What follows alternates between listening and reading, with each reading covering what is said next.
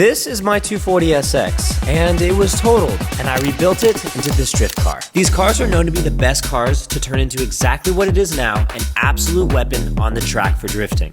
And my goal is to take it on this 2-week-long rally called Drift Week, where you literally drive your drift car on the public roads from track to track to track, drifting everywhere. But the problem is, the car won't drive anymore because it's broken. Even though it looks really good on the outside and under the hood, there's one thing that's always haunted me. I've spent so much money building this car, and I've never wanted to pour any more back into it. But that's what happens when you learn your lessons trying to build the ultimate drift car. So today, I'm gonna be doing just that. The maintenance and the upgrades to literally make this a dream come true. It's completely pissing radiator fluid, and there's a lot of other things on this car that I feel I need to service. So today, I'm gonna be getting rid of my $400 angle kit and replacing it with the $2,700 YSFAB V3 kit that is meant specifically for my car to turn it into a race car that's meant to go on the racetrack, like the Formula Drift cars. And to do that is not an easy feat at all. I'm literally going to have to relocate the rack about 9 inches forward, which is going to change the entire geometry of my suspension in order to make this work. And I'm going to be fixing the radiator leak. So yeah, without further ado, we got to get this car onto the lift and start getting to work. In my last video, I was able to put on the AEM wideband sensor. This is sick! And able to wire it in fully. You like that little setup? Dude, that's OEM. But I do not have the aftermarket dash that I need for it to actually sit properly. So right now it's in this dinky cardboard holder, I guess. So in order for me to work on this car, I need to take apart the entire intercooler that sits on the V-mount with the oil cooler and everything else that sits on top of it. Before I can get the car up on the lift, I need to remove the side skirts.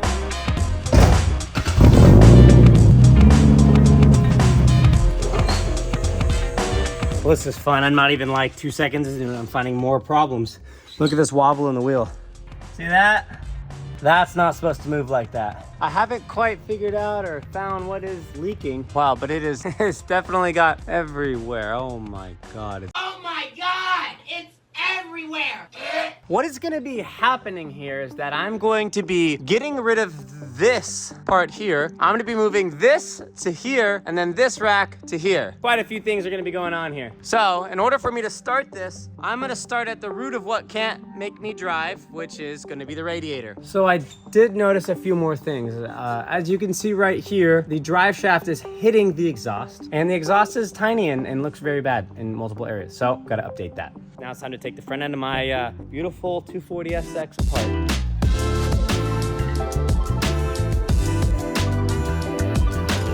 All I have to do is use my flathead now to take off my front bumper, which is pretty easy. Just 3 of these little Zeus clips and the bumper comes right off. With the bumper off, I can now get a better look at where the leak is coming from. So as you can tell, this thing looks pretty battered. You know, I've had it for a long time and I haven't serviced it in a while. I mean, if you look really closely, it looks kind of bent in this area, like down, like it's lost its rigidity to hold it up. And I feel like that's what kind of happened here. If you look really closely right here, you can actually see that it's bent in. And so I believe that's where the hole is coming from. We're only gonna find out more once we get closer. So there's things like this over time that will cause to become even greater issues that will then turn into what I am now fixing. So you always got to watch out for things like that. Well, I was definitely expecting a lot more than that. I swear this never happened. Let's see if I can get it to come out better if I do this. Yeah, there it goes. So I don't want to be reusing that fluid just because it was open and it was leaking, so I don't know what could have gone in there or what problems that could have arisen, so I want to make sure I put fresh fluid in. So it looks like the problem started from when rocks started getting into this little area here, and every time the car shifted or flexed, it allowed for the rocks to slip further and further in and didn't allow it for it to flex back, then creating an issue for it to not only start pushing in here, but start pushing it into there. So I have to create some way for the rocks to not be able to get in here, maybe some caulking or something like that, or even bigger, I don't even want these big holes here. They should have never been cut in the first place. So what I do want to do is I want to put trailer covers here or whatever. You can kind of put it on and people do it inside of their cars and it looks really good, but also it protects all the junk and debris that gets thrown into your filters and into your engine bay, and as stupid as it sounds, create problems like that. This engine bay is really dirty. So before I open up the engine, I'm gonna blow out all the dust, hopefully, or debris that could be around in the area. Well, now it's finally time for me to take the intercooler off and open up this freaking motor, which I am terrified to do. God. Oh, so now I'm taking off the oil cooler. I just found the craziest issue. It's missing a rivet up there, right? Like, I think you can see completely through it. I think you can see my skin on the other side. Yeah, that's this one right up here. But what's even crazier about this is if you look closely, this whole thing moves up and down. So, right, if the whole radiator moves up and down, that means this part moves up and down, but it doesn't. Look. So the whole car is bouncing like this, and it literally ripped a hole in the radiator, and then it started pissing. So this is the issue here. This wasn't secured, and now we have to add a way to secure it that isn't a rivet. It has to be a bolt or a riv nut. That's new. Now the only problem with that is that the frame rail gets in the way, so you kind of can't do that. So we have to figure out how we're going to do this. So I guess I'm just gonna have to take it off from here, but at least we know what the problem was and how it happened. It was using faulty hardware, as I would probably say it as, but I don't know, maybe there's a better way of saying it. So let's just rip this apart.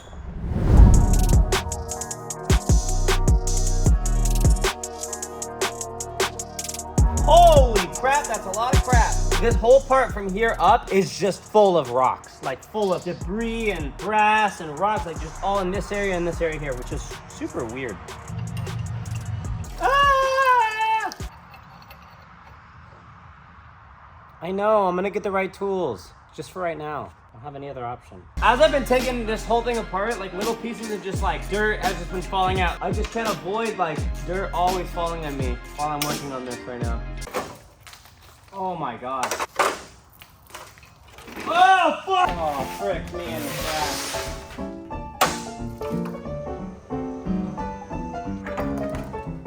Something's still attached. Ugh. Oh, that's nice. Okay, so now with this leaky mess, I can't weld aluminum, so I'm gonna take it to my friend's dad, Brian, and he's gonna take care of it. The next thing I'm gonna start working on now is I'm gonna start taking the front suspension off and the rack and probably release some of the fluid and kind of just do all that stuff. All right, so because I'm getting a WiseFab angle kit, I'm gonna be taking off the lower control arm, the tension rods, potentially the sway bar. Not sure about that. I'm definitely gonna be taking off the rack, and I'm gonna be taking off the tie rods, which is attached to the rack, and the knuckle. For the suspension, I'm pretty sure the kit comes with some like upper coilover brackets, but I'm not gonna take it off because I wanna kind of see how it fits on. So I'm just gonna leave that be for now. I'm gonna let that hang. So I'm basically taking everything off.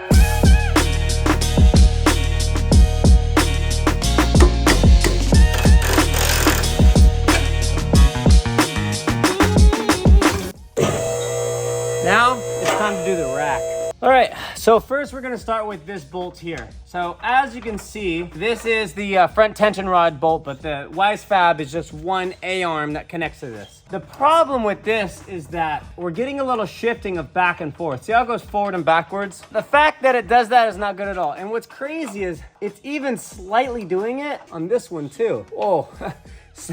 Never mind the word slightly. That's a lot. So I'm gonna talk with a couple guys that are good to understand this stuff and can give me some advice. Look at that.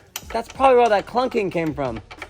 Let me show you the worst part, the cherry on top. So I want you to take a good look at this bolt. If you can see closely, it's thick here and gets thinner here. And then has a, let's say, a small nut compared to the thickness over here, right? So it's a thick shaft and then goes down to a very thin, skinny shaft over right here. The problem is the bolt that was used here is nothing close to the same as the other three. So I have an idea of how I want to fix this. But what I'm gonna do right now is I'm gonna leave it. I'll let you know about it later. So as of right now, I'm gonna focus on getting ready for the lower subframe to completely come off, because the next thing I gotta do is literally take out this whole oil pan here. This is all for the WiseFab V3 kit. That's how good it is. It's so good, it's worth doing all of this. So if you look closely right here, this is a relocation of your tie rod being moved forward to stop the problems that I've been having in this car, which is called binding. When you're drifting and you have the wheels all the way, it feels like your steering wheel just gets locked. What the WiseFab kit does is it places the rack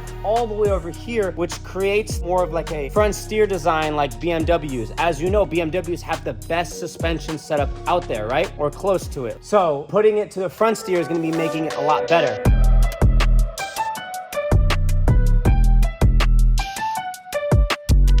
So now that that's all figured out, I now need to figure out how am I going to take off this lower subframe, which is basically holding the engine up, and how am I going to be able to take it off and also take off the oil pan when there's no other place for me to support the engine by other than above. Can I keep it up like this, or do I have to drop everything all down and then support it from the top with an engine mount and I have to work on the ground? There are bolts right here going the opposite way behind the transmission, and the only way for me to get it is if I take the transmission off. I had no idea this was going to be this hard, but I do not know what my next steps are going to be right now. I can't believe it. I had no idea it was going to come to this, but I'm pretty sure I can't even take the transmission out without pulling the entire motor.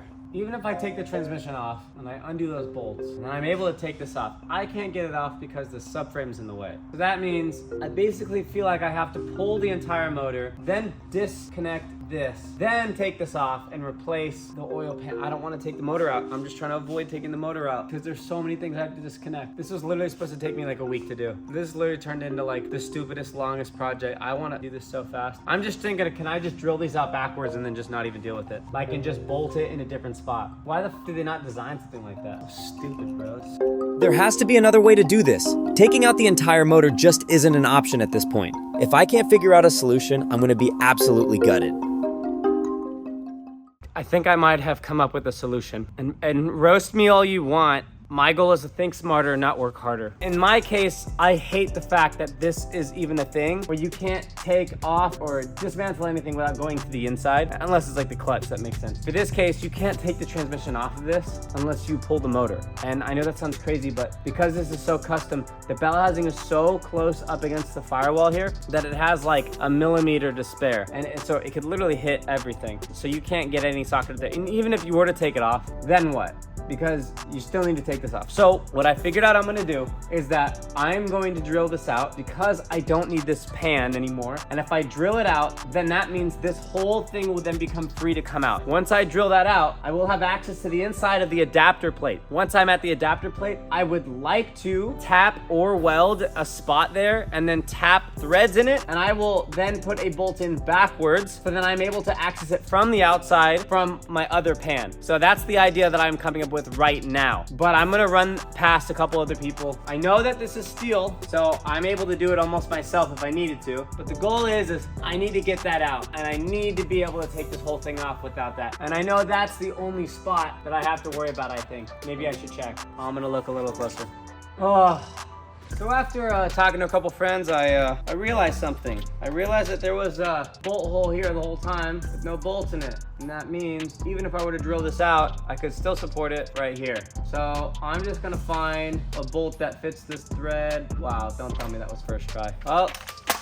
That one fits. So because I'm feeling better and I found a better solution than what I was after, I'm gonna start working on everything else I need to do in order to get this car taken apart. While I'm letting the oil empty out of the engine bay, I'm gonna head to my buddy Weston's house and grab a couple jack stands in order for me to hold up the motor so it don't fall on my head while I'm taking it apart. I have a bar that's going across from each strut tower, and I'm putting a ratchet strap here and then one over here, which I have here. And this is just in case, right? This is not strictly to hold the motor. We just want it to be here just in case. So I'm gonna be putting these on now for just extra safety support. Once I get this on, we'll go underneath the car and take the lower subframe off. So to what I can tell, this is the best height that I can get, or the highest I can get it. But basically this is my plan right now. Use this to stabilize the center of the motor here. And then once I am able to put a block of wood here, then the lower subframe should be good to come off. Obviously I will take off some other things too. But yeah, I'm just gonna get settled here and try to get as far along as I can with doing this.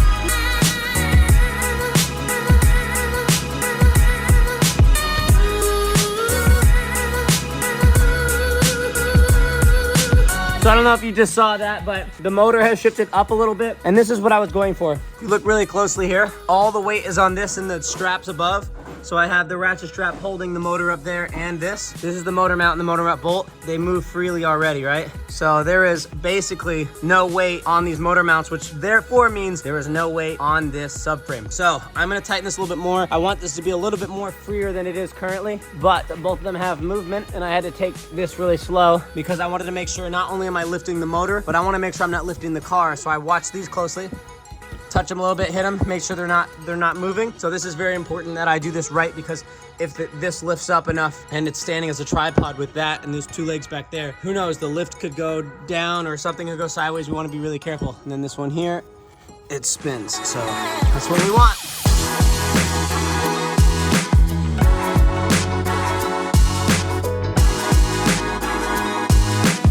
So I'm gonna take the lower subframe off now. I'm gonna put those other two jacks on, and then we'll jack it off.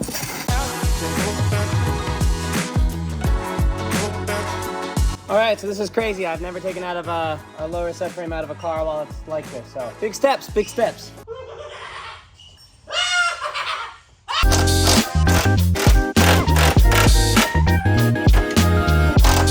You wanna help me real quick? So this is the subframe, and I'm hoping it hasn't been altered in any way because otherwise I can't use it. But I'm going to be modifying this subframe and then putting the wise fab up. We got the lower subframe out. That thing was so dirty, but obviously I want to jump to that because that's what I have to start modifying once the wise fab kit comes in. So what I want to do is I want to start supporting the motor. So I'm going to start putting this up into here. Please tell me this reaches. So we're gonna have to get that a little bit taller than it currently is. All right, I'm loosening the center one. Hopefully they don't fall. I ran into some issues and I'm hoping this works. I'm scared, but I'm kind of going for it because I have 1, 2, 3, 4, I have 4 different supports. So all 4 of them can't fail. And if they do, this is a learning lesson for all of us. Okay, this is snug but touching, but I'm gonna do a little shake test. All right, so now that I've got everything kind of secured, it's off with the oil pan and then off with the secondary oil pan. I don't know what it's called, but whatever.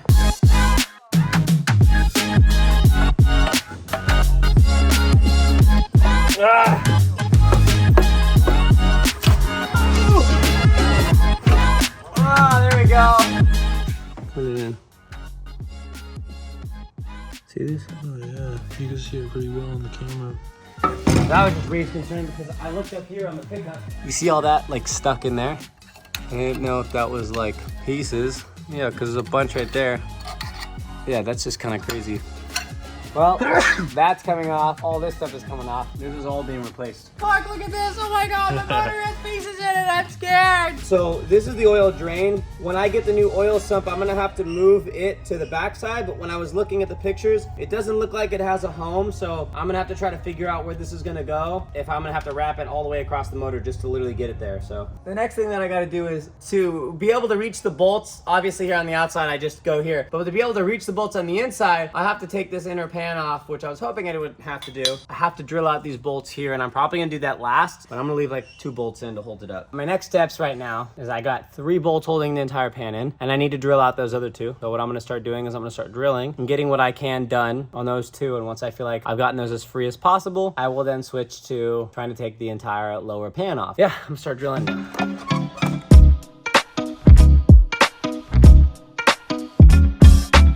All right, got the subframe in the backyard. This is what it looks like right now. I'm about to power wash it. It's gonna look a lot better now. And really at this point, there's really not much more that I can do other than clean this and wait for the packages to come. After I cleaned it up, looks a lot better. I didn't focus on this area too much because I'm just getting rid of it. I really focused here. Right now, the car is like in a super fragile state. I could lose the entire car right now if someone did something wrong here. The entire motor is held up by these 2 stands here, and then also by this pole and those straps holding the motor up. So the handle to make the whole lift go down, I taped it up, and I turned off the breaker just so if anybody pressed this button, it wouldn't go up or down. So if I cut the breaker back on and I pushed it, the whole motor would fall probably down. Yeah, I'm hoping those straps would be the secondary thing, right? I have 4 things holding this motor up right now. Because right now, the motor mounts are literally right here. Those are the motor mounts. That's the frame right there that holds it. All right, so on the next video, I think it's gonna be something I've been waiting for my entire life. This is about to turn into the gnarliest race car, drift car that I've ever owned. There's a lot of work that goes into this, and I just appreciate you guys being here.